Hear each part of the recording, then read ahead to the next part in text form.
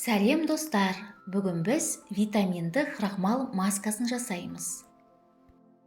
Ол үшін бізге шағын бір сәбіз керек.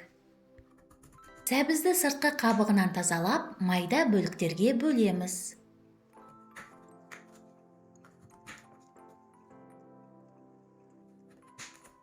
Сәбіз шырыны терінің күйін жақсартады және терінің табиғи коллаген өндірісін ынталандырады. Тері серпімді болып, әжімдер тегістеледі.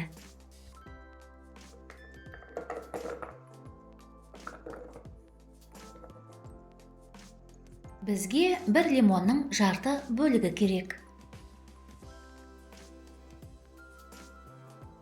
Лимонды екі бөлікке бөліп, жарты лимонның шырынын сығып аламыз. Лимон шырыны табиғи ағартқыш. Ол безеулерден қалған дақтарды ағартады. Лимон шырыны бетке арналған тамаша пилинг болып табылады. Ол өлі жасушаларды қабыршақтайды және кетіреді.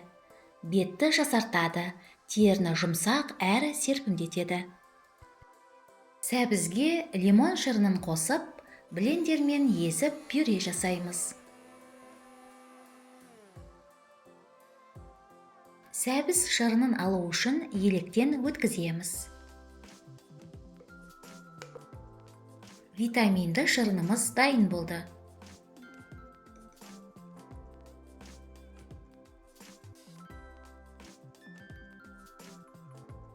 Бізге жүгері крахмалы керек. Ыдысқа бір ас қасық жүгері крахмалын салып, үстіне 150 мг су құйып, баяу отқа қоямыз. Үздіксіз араластыра отырып, қоюланғанша пісіреміз.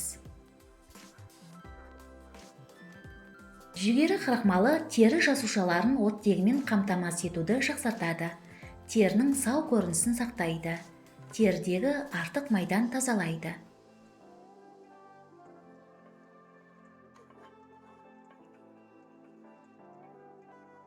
Дайын болған маска негізіне 2 ас қасық лимонды сәбіз шырынын қосып, жақсылап араластырамыз.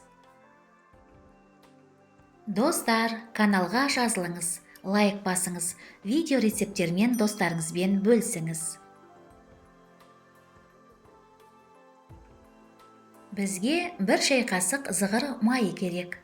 Зығыр майын қосып, араластырамыз.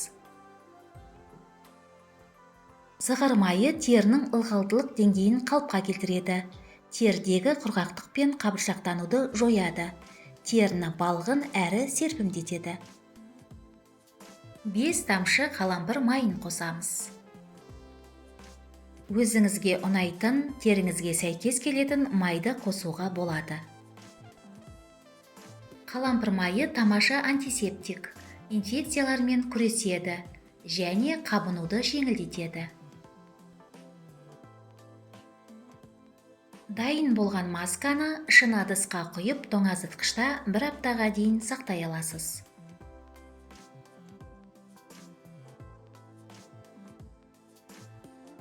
Масканы аптасына 3 рет тазартылған терге, бетке, мойынға және декольте терісіне жағып, 15-20 минутқа қалдырасыз. Кейін қалған масканы жылы сумен жуасыз. Сізге денсаулық, жастық және сұлулық тілеймін. Келесі кездескенше.